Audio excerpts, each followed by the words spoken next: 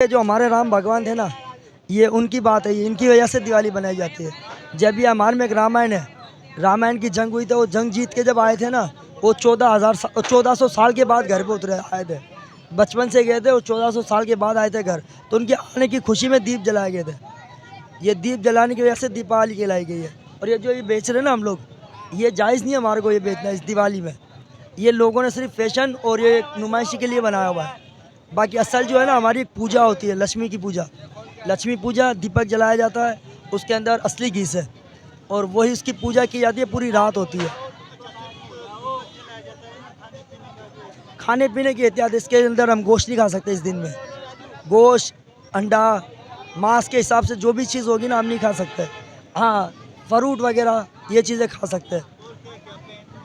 पहनने में नया कपड़ा होगा, हर चीज़ साफ़ सफाई घर की पूरी की जाती है। उसके बाद जाके ये पूजा पाठ होती है, इससे पहले नहीं होती है पूजा पाठ। पूरे घर को सही तरीके से साफ़ सुथरा किया जाता है, उसके बाद लक्ष्मी बिठाई जाती है, फिर पूजा की जाती है।